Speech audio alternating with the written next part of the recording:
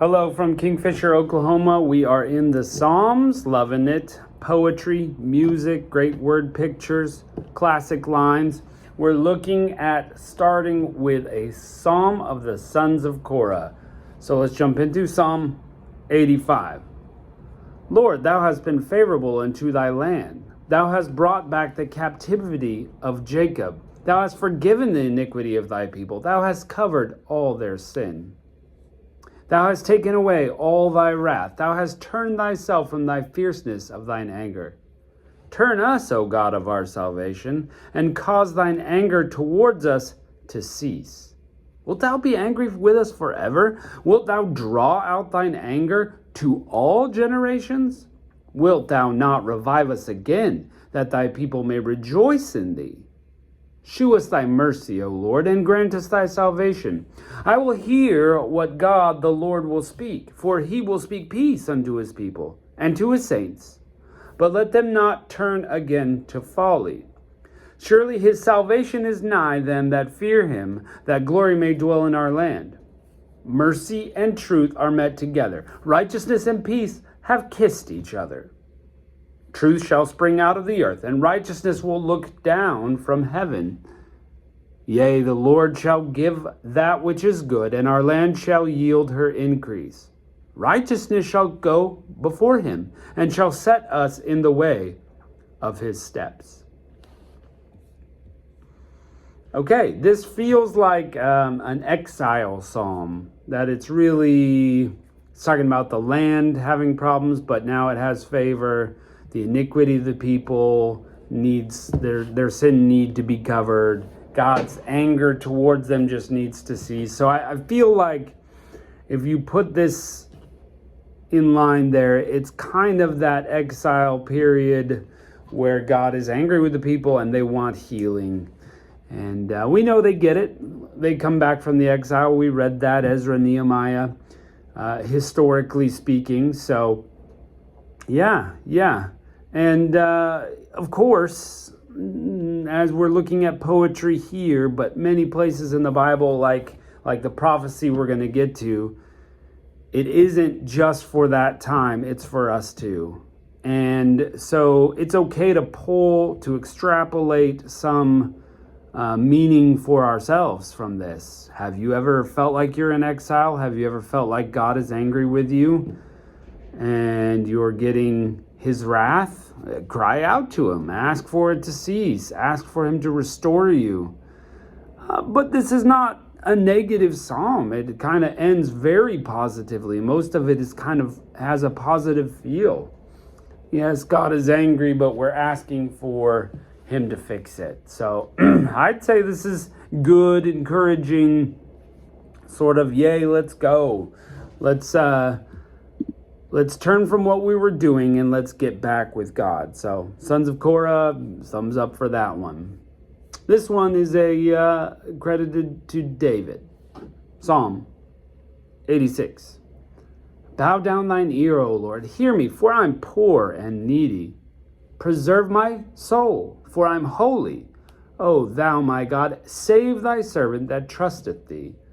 Be merciful unto me, O Lord, for I cry to thee daily. Rejoice, the soul of thy servant. For unto thee, O Lord, do I lift up my soul. For thou, Lord, art good and ready to forgive, and plenteous in mercy unto all them that call unto thee. Give ear to my prayer, O Lord, and attend to the voice of my supplications. In the day of my trouble I will call unto thee, for thou wilt answer me. Among the gods there is none like thee, O Lord, neither are there any works like unto thy works. All nations whom thou hast made shall come and worship before thee, O Lord, and shall glorify thy name. For thou art great and dost wondrous things. Thou art God alone. Teach me thy way, O Lord, and I will walk in thy truth. Unite my heart to fear thy name. I will praise thee, O Lord God, with all thy heart. I will glorify thy name forevermore. For great is thy mercy toward me, and thou hast delivered my soul from the lowest hell. O God, the proud are risen against me, and the assemblies of violent men have sought after my soul, and have not set thee before them. But thou, O Lord, art a God full of compassion and gracious, long-suffering, and plenteous in mercy and truth. O turn unto me, and have mercy upon me. Give thy strength unto thy servant, and save the son of thine handmaid.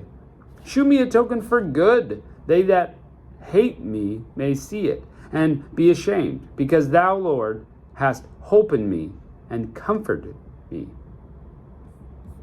Okay, you can kind of see the style of David's writing.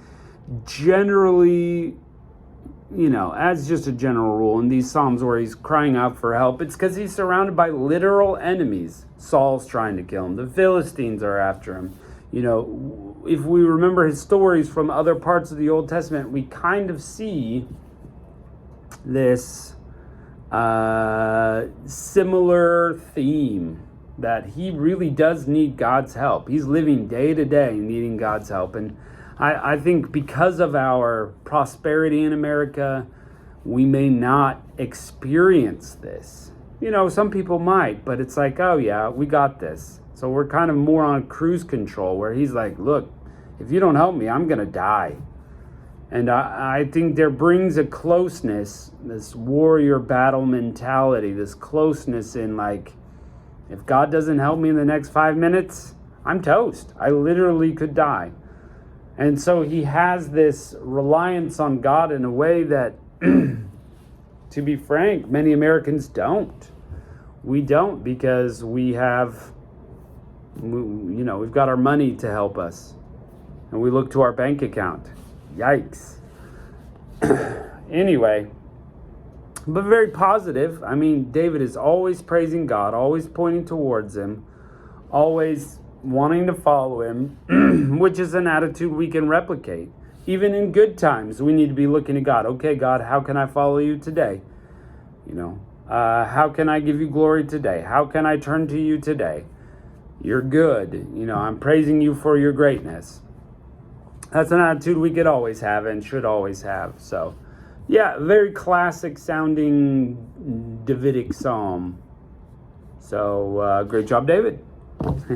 like he needs me to compliment him or something. But anyway, another one from the sons of Korah. Here we go. Psalm 87. His foundation is in the holy mountains. The Lord loveth the gates of Zion more than the dwellings of Jacob. Glorious things are spoken of thee, O city of God. I will make mention of Rahab and Babylon to them that know me. Behold, Philistia, Tyre, with Ethiopia, this man was born there. And of Zion it shall be said, this and that man was born in her, and the highest himself shall establish her. The Lord shall count, when he writeth of the people, that this man was born there.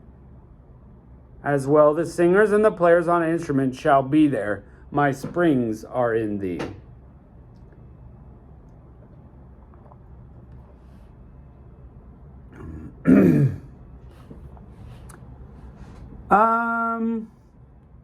Interesting. I guess this one obviously having a different feel.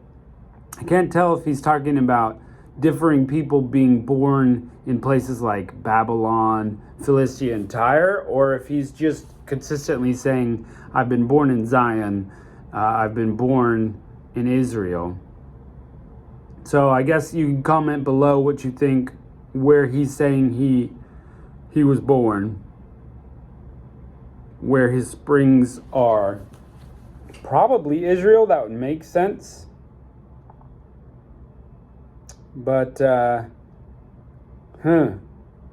it just, this one is escaping me a little bit, I guess, as far as it's poetic, kind of contrasting Israel with these other places. I will mention of Rahab and Babylon. Behold, Philistia, Tyre, and Ethiopia. They're just foreign countries. But this man was born there. So maybe God is bringing all peoples to himself, which would make sense. He's bringing all people to the holy mountain, which he is. and singers and players will be there, and everybody's going to worship God. Could be. Sometimes poetry's tough to kind of ascertain meaning. But I don't know. Comment in the comments if you have a great explanation for this one.